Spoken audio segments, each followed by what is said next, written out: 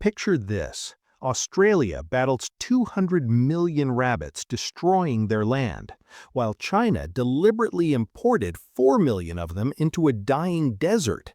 But did this gamble save the ecosystem or accelerate its collapse? Welcome back to the Planetary File. Today we're exploring one of the most controversial environmental experiments on Earth.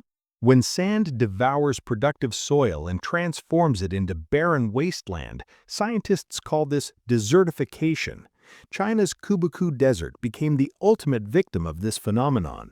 During its worst years, this expanding ocean of sand consumed nearly 500,000 acres of farmland annually.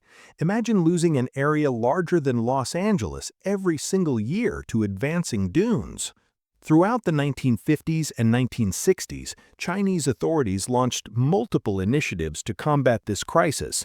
They established sand management facilities. They attempted mass tree planting campaigns. Nothing worked. The relentless desert continued its march forward, unstoppable. Then everything changed because of one businessman's radical vision. A local entrepreneur named Wang Wenbiao invested his personal fortune into an unconventional strategy. He began arranging dried shrubs in geometric squares across hundreds of desert acres, then planted willow saplings inside these protective barriers. Sometimes the craziest ideas become tomorrow's solutions. Why willows? These remarkable trees survive extreme drought conditions because their root systems penetrate up to 300 feet underground, searching for moisture. The timber produces quality materials for paper mills and furniture manufacturers, assuming the saplings can endure the harsh desert environment. Strong desert winds scatter sand particles constantly. This dispersion causes any trapped moisture below the surface to evaporate quickly. The shrub barriers shielded the young willows from these destructive winds. Initially, locals mocked Wang's efforts. "That fool thinks he can grow forests in sand?" they laughed. Nobody understood his actual plan. For 3 years, progress looked promising. Then a new challenge emerged. The maturing willows required specialized maintenance. To sell them profitably to manufacturing industries, workers needed to continuously prune side branches so the main trunks would thicken properly. Performing this labor-intensive work in desert conditions proved prohibitively expensive and logistically nightmarish. This obstacle introduced the most surprising chapter of our story. Enter the Rex rabbit, a premium breed with otter-like fur texture, incredibly soft, highly valuable, used in luxury fashion production. But what brought these creatures to the middle of nowhere? And would they help or hurt? One simple behavioral trait would determine the desert's fate. Rex rabbits naturally consumed the tender new shoots sprouting from willow branches. By continuously eating these thin growths, they forced the central trunk to develop thickness and strength. Paper companies paid premium prices for these robust trunks. The rabbits fed themselves while simultaneously creating valuable industrial materials. Environmental restoration met economic profit, but this was merely the beginning. Remember those 300-foot deep willow roots? They started reinforcing the sand's structural integrity. Strong winds could no longer scatter particles as easily, and subsurface moisture stopped evaporating. Meanwhile, the rabbits revealed their true transformative power. Rex rabbit manure functioned as natural fertilizer. In China's zero-waste philosophy, this byproduct became remarkably valuable. Additionally, Rex rabbits reproduce prolifically.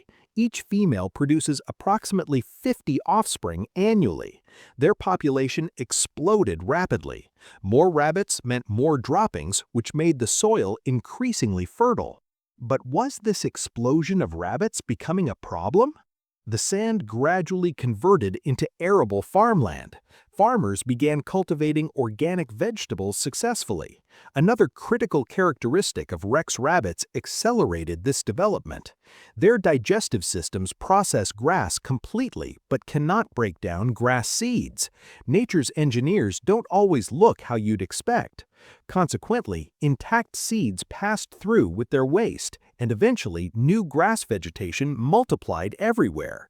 The rabbits weren't just maintaining willows, they were actively propagating ground cover. Their premium fur also generated substantial revenue.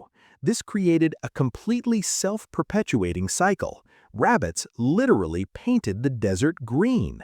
After proving his concept worked, Wang refused to stop.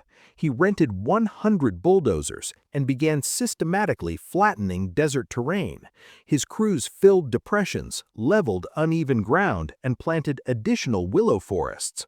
During this expansion phase, he encouraged local residents to raise Rex rabbits commercially. With Chinese government backing, he imported millions of Rex rabbits and distributed them throughout communities. Every household became a micro-farm operation. This ambitious project continued for an entire decade, and the region underwent complete metamorphosis. Where never before only lifeless sand existed, lush green territory now flourished. The Kubuqi Desert spans 18,600 square kilometers total. According to United Nations documentation, 33%, roughly 6,250 square kilometers, has been successfully restored to green vegetation. This represents over 30 years of persistent effort. Because of this dramatic transformation, the Kubuqi Desert shed its nickname, Sea of Death, and became recognized as an ecological wonder. But environmental recovery wasn't the only benefit. Human lives changed fundamentally too. The Chinese government invested 3 billion yuan, approximately 400 million US dollars. These funds built new villages and generated employment opportunities in former wasteland. Today, millions of desert acres provide sustainable livelihoods for residents.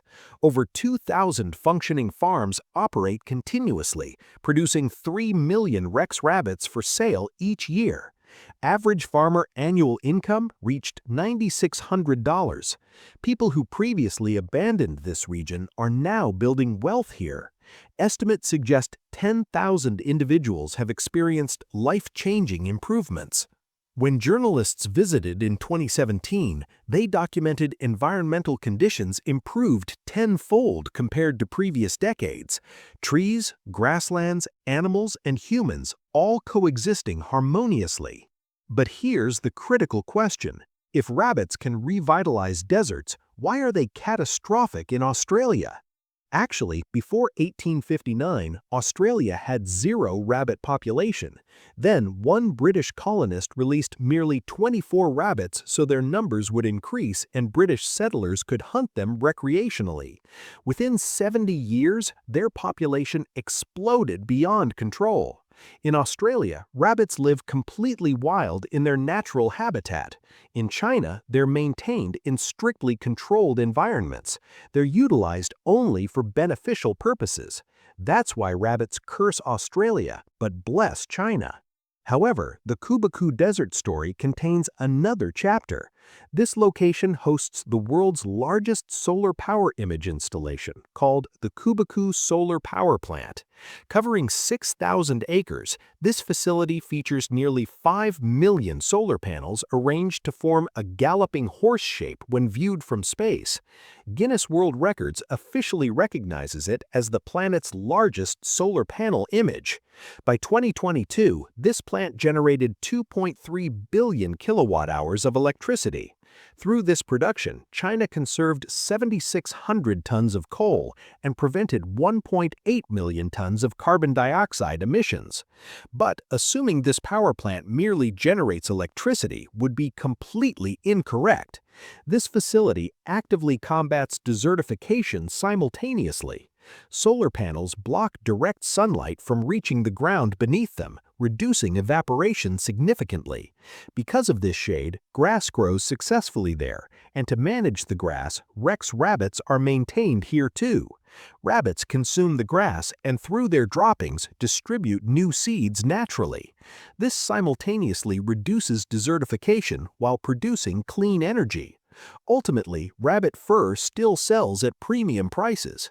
Additionally, the panels reduced strong wind speeds by up to 50%. Less sand displacement occurs, and gradually the reclaimed land becomes naturally fertile.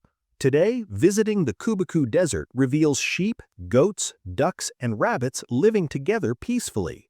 Grass flourishes under the panels and willow groves surround them. Nobody could have predicted the Sea of Death would ever be called the Sea of Life, and it all began with the intelligent use of a small rabbit. Researchers worldwide now call this approach an eco-economic revolution. According to reports, 50% of Earth's land is desert, and 40% is experiencing desertification. Today, Europe and America are actively studying China's eco-economic revolution model. The Kubuqi Desert delivers a clear message. When humanity and nature collaborate strategically, even a sea of death can be transformed into a garden of life. So, the answer to our opening question? China's gamble didn't just work, it created a blueprint for saving our planet's dying deserts. If you found this story as incredible as we did, smash that like button and let us know in the comments what environmental projects you'd like the Planetary File to cover next. We'll see you in the next one.